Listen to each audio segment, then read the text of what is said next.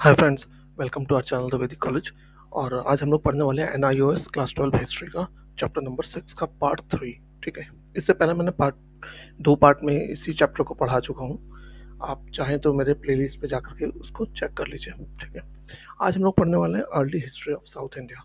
बहुत interesting topic है और आप लोग बस आधा घंटा टाइम दीजिए मुझे, मैं पूरा इसको डिटेल में कवर करा दूंगा आपको। ठीक है, यहाँ सबसे पहला टॉपिक है megalithic cultures of south India. अब देखो, इससे पहले हमने न्यूरोथिक कल्चर के बारे में पढ़ चुके हैं साउथ इंडिया के, जहाँ पे न्यूरोथिक कल्चर के टाइम पे हमें क्या मिला था, पॉलिस्टोन्स मिले थे, पॉलिस्टोन की एक्स मिली थी, ब्लेड टूल्स मिले थे, है ना। उसके बाद न्यूरोथिक के बाद आया हम यहाँ पे मेगालिथिक कल्चर। मेगालिथिक कल्चर का टाइम फ्रेम है 1200 BC से लेके 300 BC के बीच में। ठीक है, मेगालिथिक इनका नाम क्यों पड़ा, क्योंकि पाया गया कि कहीं जहाँ जहाँ पे बरियल साइट या ग्रेव्स थी, है ना, उसके आसपास में बड़े बड़े पत्थरों से ऐसे टॉम बना दिया जाता था। ये देखो, ये देखो, बड़े बड़े पत्थर बोल्डर्स लगा दिए जाते थे चारों तरफ से, कब्र को घेर दिया जाता था। ये देखो, देख रहे हो। तो इस चलते इसका नाम कहीं ना कहीं मेगालिथिक रखा गया। ठीक है, और ये जो एरियाज होते थे, ये जो मेगालिथिक टॉम्स हैं, ये सेटलमेंट एरिया से बाहर होते थे। ठीक है, जहाँ मतलब जहाँ ये रहते थे उससे बाहर, जैसे आज की डेट में नहीं होता कब्रिस्तान वगैरह, तो उस तरीके से था ये। ठीक, और मेगालिथिक बेरिल्स में जब हम देखते हैं तो वहाँ से हमें आयरन ऑब्जेक्ट्स मिलते हैं। ये पहले बार है जब आयरन ऑब्जेक्ट्स हमें मिलते हैं साउथ इंडिया से। ठीक, साथ में हमें मिलता है black and red ware pottery मिलती है, जो कि एक डिस्टिंक्टिव फीचर है, मतलब स्पेशल फीचर है मेगालिथिक पीपलों का। ठीक है, black and red ware pottery. फिर मेगालिथिक साइट्स कहाँ कहाँ पे हैं, हमें नागपुर एरिया में मिलता है, महाराष्ट्र के नागपुर एरिया से लेकर के एकदम इंडिया के साउथर्न टिप तक आपको बहुत सारे मेगालिथिक साइट्स मिल जाते हैं। जो कुछ एक फेमस मेगालिथिक साइट्स हैं, और वो हैं आपकी ब्रह्मगिरी, मस्की, ठीक है, कर्नाटका में, आदि चल आदि चल्लानूर तमिलनाडु में, झूना पानी महाराष्ट्र के नागपुर में। ठीक, तो ये इंपॉर्टेंट साइट्स हैं। और जो आयरन टूल्स हमें मेगालिथिक ग्रेव्स में मिले हैं, तो वो ना आइडेंटिकल है हर जगह, लगभग लगभग। ठीक है, सेम टाइप के टूल हर जगह हमें मिले हैं। और ये टूल्स क्या होते थे, ये टूल्स होते थे आपके एरो हेड या डैगर, जिसको छुरा बोलते हैं ना, सोर्ड होती थी, स्पीयर हेड होता था, ट्राइडेंट, बैटल एक्स, होज, प्लोशेयर, सिकल्स, ये सारी चीजें मिलती हैं। और ये सबके सब कॉमन है, हर जगह आपको एक जैसी मिलेंगी। ठीक है, इन आर्टिफैक्ट्स के अलावा खाने की चीजें भी मिलती हैं, जैसे वीट मिला है, राइस मिला है। ठीक, तो इससे पता चलता है कि मेगालिथिक कल्चर के लोग नॉर्मली क्या थे, एग्रो पेस्टोरल थे, और साथ में हंटिंग एक्टिविटीज भी करते थे, है ना। इनके ये जो इक्विपमेंट्स मिले, इससे पता चलता है हमें। मेगालिथिक पीरियड के बाद यहाँ पे आता है संगम एज। ठीक, अब हम संगम एज के बारे में पढ़ते हैं। ये दोनों बहुत इंपॉर्टेंट है, संगम एज तो हद से ज़्यादा इंपॉर्टेंट है साउथ इंडिया की हिस्ट्री जानने के बारे में, अर्ली हिस्ट्री जानने के बारे में। ठीक है, देखो, संगम का मतलब क्या है कि ये एक ऐसे टाइम पीरियड को डिनोट कर रहा है जब ना बहुत सारी पोएम्स लिखी गई तमिल लैंग्वेज में। ठीक है, और इसके ऑथर्स, जो पोएम राइटर्स थे, वो एक दो नहीं थे, बहुत सारे थे, और हर टाइप के थे ऑथर्स। ठीक है, इसमें आपके अ, जो ऑफिशियल पोएट्स होते थे वो तो थे ही, कॉमन मैन भी बहुत सारे थे जिन्होंने पोएम्स लिखी बहुत सारी। ठीक है, संगम का मतलब क्या है यहाँ पे साउथ इंडियन में, कि मीटिंग। ठीक है, असेंबली।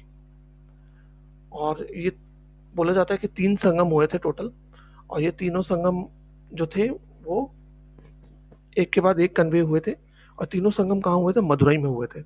ठीक है, under the patronage of Pandyan kings. ठीक है, पांड्या किंग थे, उनके उन्होंने इनको करवाया था। इन पोएम्स में हमें दो थीम्स मिलती हैं, एक तो लव की और एक वार की। दो थीम्स हमें देखने को मिलती हैं। ठीक, और बाद में क्या हुआ, इन सारी पोएम्स को एक ही जगह इकट्ठा कर दिया गया, जिसको 8 कलेक्शंस, टोटल 8 कलेक्शंस इकट्ठा करके एक जगह पे बनी, उसको कहते हैं हम इत्तू तोगई। ठीक है, साउथ इंडियन नाम है यार, अगर कुछ प्रोनाउंसिएशन में गलत हो रहा हो तो थोड़ा देख लेना, है ना। और ये जो लिटरेचर्स हैं, ये माने जाते हैं 300 BC से लेके 380 AD के बीच में कंपोज हुए। ठीक है, और यहाँ पे मेनली आपको जैसे कि बताया कि लव और वार के बारे में इन पोएम्स में लिखा हुआ है। तो आप जानते हो क्या होगा उस ज़माने के सोसाइटी के बारे में, कल्चर के बारे में पता चलता है हमें, पूरे तमिल रीजन में क्या चल रहा था, है ना? ठीक है। फिर तमिल रीजन की बात करें तो तमिल रीजन कहाँ से कहाँ तक था? सबसे पहले क्वेश्चन तो ये आता है ना? तो तमिल रीजन जो उस ज़माने में कंसिडर किया जा रहा है, वो किया जा रहा है जो आज का तिरुपति है, वहाँ के हिल से लेकर के कन्याकुमारी के टिप तक, ठीक? इसको कहते हैं तमिल हम बोलते थे उस ज़माने में। और यहाँ पे जो ये पूरा एरिया था, यहाँ पे बहुत सारे चीफ्स रहते थे और ये चीफमैनशिप जो होती थी वो क्या होती थी, हेरिडेटरी होती थी, ठीक है? किंग नहीं होता, चीफ्स होते थे। और कुछ एक इम्पॉर्टेंट चीफ्स जो डोमिनेट करते थे तमिल रीजन को संगम एज में, उनका नाम है चोल, जिनकी कैपिटल थी उरायूर, चेर जिनकी कैपिटल थी वंजी, जिसको आज की डेट में करूर बोला जाता है, पांड्या जिनकी कैपिटल थी मदुरई में, ठीक है? तो चोल चेरा पांड्या हमें तीन चीफ्स मिलते हैं। लेकिन ये तो सबसे ऊपर के चीफ थे, बड़े चीफ थे। इनके अंडर बहुत सारे सबॉर्डिनेट चीफ थे, ठीक है? ये सबॉर्डिनेट चीफ क्या करते थे, अपने से बड़े चीफ को ट्रिब्यूट देते थे, ठीक? साथ में बड़े चीफ क्या करते थे, प्लंडर करते थे, मतलब अगल बगल जाके लूटपाट करते थे, एक दूसरे के एरिया में लूटपाट करते रहते थे, ठीक है? और वही उनका सोर्स ऑफ रेवेन्यू था। तो आप देखो कहीं ना कहीं चोल चेरा पांड्यास के टाइम में बहुत ज़्यादा कॉन्फ्लिक्ट चलता रहता था, लड़ाई झगड़े चलते रहते थे। और इसी वजह से ये जो पोएम्स वोएम्स लिखी है ना, गई है ना, इसमें वार का थीम बहुत ज़्यादा है, ठीक? वार का थीम है, उसमें किस तरीके से वार हुई थी, कौन कौन हीरोज थे, उन हीरोज ने क्या क्या किया, इसका डिस्क्रिप्शन बहुत डिटेल में दिया गया है, ठीक है? अब ये जो पूरा तमिल रीजन था ना, इसको 5 इको जोन्स में बांटा गया था, जिसको बोला जाता है 5 थिनाइज। ये बहुत इंपॉर्टेंट है, हो सकता है आपके एग्जाम में आ जाए, तो आप ये याद रखना बिल्कुल। और ये 5 इको जोन्स क्या हैं, इकोनॉमिक रिसोर्सेज के बेस्ड पे थे। क्या नाम है इनके? कुरुंजी, कुरुंजी कौन सा था, हिली रीजन। पलाई एरिड रीजन। मुलाई पेस्टोरल ट्रैक्ट। मरुदम वेटलैंड। और नेतल सी कोस्ट, ठीक है? अब इनकी कोई स्पेसिफिक ऐसा नहीं था बाउंड्री मारी हुई कि हाँ भाई यहाँ से मरुदम स्टार्ट होगा, या यहाँ से मुलई स्टार्ट होगा, या यहाँ से नेतल स्टार्ट होगा, ठीक है? और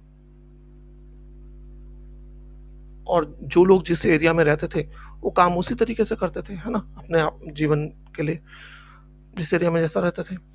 तो जैसे कुरुंजी में रहने वाले लोग हंटिंग गैदरिंग करते थे, पलाई में रहने वाले लोग क्या करते थे, वहाँ पे कुछ होता नहीं था तो वो रेडिंग और प्लंडरिंग करते थे, दूसरे एरिया में जाके लूटपाट करते थे खाली, ठीक है?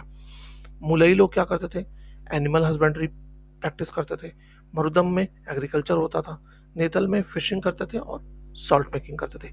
ये जो पैराग्राफ है ना, ये आपको बिल्कुल रटा हुआ होना चाहिए, ये आपको अभी नहीं फ्यूचर में भी हिस्ट्री में बहुत काम आएगा, ठीक है?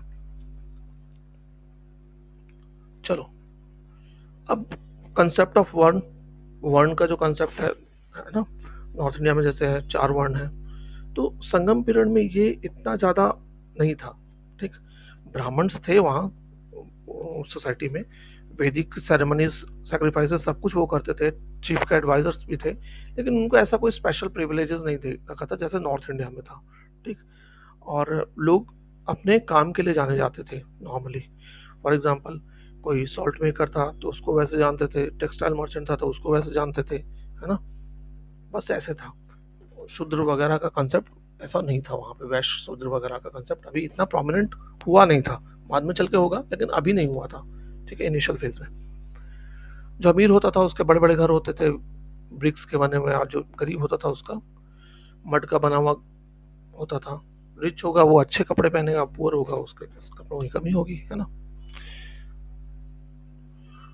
जैसा कि आपने पढ़ा अभी थोड़ी देर पहले ही, क्योंकि जो पूरा संगम एज था वहाँ उस जमाने में वार कॉन्फ्लिक्ट्स बहुत ज़्यादा होते थे, तो ऑब्वियस सी बात है वार हीरोज भी होंगे उनके बहुत ज़्यादा, तो उनके बड़े वैल्यू होती थी, तो उनके ऑनर में मेमोरियल स्टोन्स लगाए जाते थे, है ना, गाँव गाँव में, जिसको बोला जाता था नादुकल या वीरुकल, ठीक?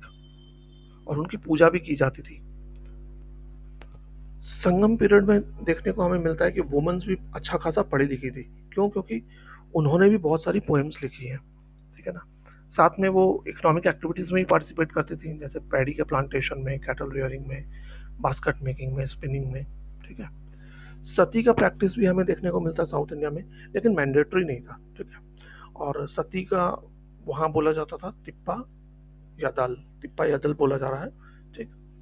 और सती मैंडेटरी नहीं था, क्योंकि हमें संगम लिटरेचर से ही पता चलता है कि वहाँ पे बहुत सारी वीडियोस एग्जिस्ट करती थी सोसाइटी में, ठीक। हालांकि इन वीडियोस पे बहुत सारे रेस्ट्रिक्शंस भी थी, वो अपने आप को सजा नहीं सकती थी, किसी तरीके के अम्यूजमेंट में वो पार्टिसिपेट नहीं कर सकती थी, ठीक है। पीपल जो यहाँ के साउथ इंडिया के लोग थे क्या कर रहे थे, बहुत सारी एक्टिविटीज़ कर रहे थे, economic activities, agriculture, craft and trade भी करते थे। पैडी सबसे ज़्यादा इम्पोर्टेंट था वहाँ पे। और पैडी को ये लोग क्या करते थे, डाइट के लिए भी यूज़ करते थे और बार्टर एक्सचेंज के लिए भी ये लोग यूज़ करते थे। अब आप जानते हो साउथ इंडिया में कोई पेरिनियल रिवर नहीं है ना। पेरिनियल रिवर क्या होती है, जो 12 महीने पानी जिसमें आता रहता है, जैसे गंगा वगैरह है ना। तो वो नहीं थी पेरिनियल रिवर। तो वहाँ लोग कैसे एग्रीकल्चर करते हैं, टैंक एंड डैम सिस्टम वहाँ पे बहुत ज़्यादा है। यहाँ तक कि आप देखो इंडिया का सबसे पुराना डैम भी साउथ इंडिया में है, जो कि चोल किंग कारिकल ने बनवाया था, ठीक है, कावेरी नदी पे। और वो जो डैम है, इंडिया का तो सबसे पुराना है ही है, वर्ल्ड में भी चौथा सबसे पुराना डैम है, ठीक।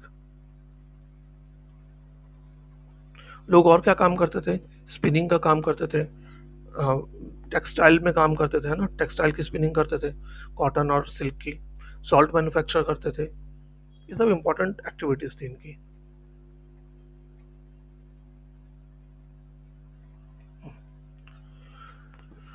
अब आप देखो संगम इकोनॉमी का एक और चीज बहुत ही फेमस है कि साउथ में ना ट्रेड बहुत फ्लरिश कर रहा था बाद में। इनका रोमन के साथ ट्रेड रिलेशन शुरू होता है और बहुत फ्लरिश करता है, ठीक है। और रोमन्स यहाँ गोल्ड कॉइन्स लेके आते थे, और हमें मेजरली पता भी चलता है कि रोमन्स के साथ इनका ट्रेड भी ज़्यादा था। कहाँ से, रोमन गोल्ड कॉइन्स की वजह से ही बहुत सारे रोमन गोल्ड कॉइन्स हमें मिलते हैं साउथ में। ये चीज़ अचानक ट्रेड क्यों बढ़ा रोमन्स और साउथ इंडिया के बीच में, क्योंकि मॉनसून के बारे में पता चल चुका था, अच्छे से स्टडी कर चुके थे ये लोग, है ना। और सी रूट भी ढूंढ लिया था इन्होंने, इंडियन कोस्ट से लेकर के आपका मेडिटेरेनियन तक, रेड सी तक, ठीक। तो इस चलते ट्रेड काफ़ी बढ़ गया। बहुत सारे इंपॉर्टेंट टाउन और क्राफ्ट सेंटर तमिल रीजन में आ गए, ठीक। जैसे वज्जी था, वो कैपिटल था चेरास की, और ये एक इम्पॉर्टेंट सेंटर भी था ट्रेड एंड क्राफ्ट का। मुजरिस था एक फेमस पोर्ट था चेरास का, ठीक। और रोमन शिप्स यहाँ आते थे गोल्ड लेकर के, और पेपर लेके चले जाते थे। पेपर के साथ साथ और बहुत सारी चीज़ें ले जाते थे वो, कपड़े ले जाते थे, है ना। और कॉटन के, सिल्क के, आपके precious stone, semi precious stones लेके जाया करते थे यहाँ से। मसाले और भी लेके जाया करते थे। पेपर को तो यवनप्री ही बोला जाता था, हमने पहले ही पढ़ा है, ठीक है।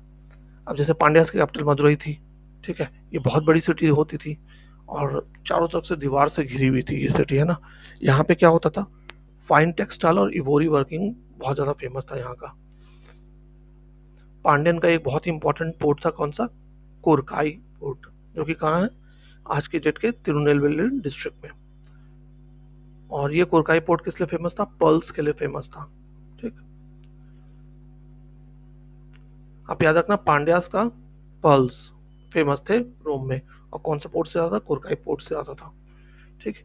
इस तरीके से उरैयूर कैपिटल थी चोलास की, वहाँ पे बहुत ही बड़ी बड़ी बिल्डिंग्स देखने को मिलती हैं, ठीक। और कावेरीपट्टनम, या उस जमाने में बोलते थे पुहार, ये चोलों का मेन पोर्ट था, ठीक है। हमें ये भी लिखा हुआ मिलता है संगम लिटरेचर से कि जो मार्केट्स होती थी, बिजी मार्केट्स, वहाँ पे कौन होते थे, सोल्जर्स खड़े रहते थे प्रोटेक्शन के लिए, ठीक। रिलीजन की बात करें तो संगम पीरियड में नॉर्थ इंडिया साउथ इंडिया का इंटरेक्शन बहुत पीसफुल रहा, ठीक है। ब्राह्मण्स थे जो परफॉर्म करते थे रिलीजियस सेरेमनीज को, और उन्होंने ही पॉपुलराइज किया कहीं ना कहीं इंद्र, विष्णु और शिव की पूजा साउथ इंडिया में, ठीक। हमें बुद्धिस्ट और जैन्स के भी यहाँ पे होने का पता चलता है, ठीक है। और जो लोकल पीपल थे हिल के, है ना, वो एक भगवान की पूजा करते थे मुर्गन की, ठीक। जैसे नॉर्थ इंडिया में कार्तिकेय की पूजा होती है, वैसे ही वो लोग उस कार्तिकेय भगवान को ही साउथ इंडिया में मुरुगन बोलते थे। और कार्तिकेय क्या है? एक वार गॉड है। ठीक, तो ये था आपका पूरा पीरियड चैप्टर। ठीक, और ये जो तमिल हिस्ट्री है, अभी हमने कहाँ से कहाँ तक पढ़ी है? 300 बीसी से लेके 300 एडी तक की पता चलती है हमें हिस्ट्री। कहाँ से? आपकी संगम लिटरेचर से। और 1200 बीसी से लेकर 300 बीसी तक क्या था वहाँ? मेगालिथिक कल्चर था। ठीक, तो ये दो हिस्ट्री के पीरियड हमने पढ़ लिए हैं आपके साउथ इंडिया के। बाकी के बारे में हम आगे भी पढ़ेंगे। तो थैंक्स फॉर वॉचिंग। कोई डाउट हो तो प्लीज़ मेंशन करना कमेंट में, मैं कोशिश करूँगा आपके डाउट्स को क्लियर करने की। ठीक है, मिलते हैं अगले वीडियो में। जय हिंद।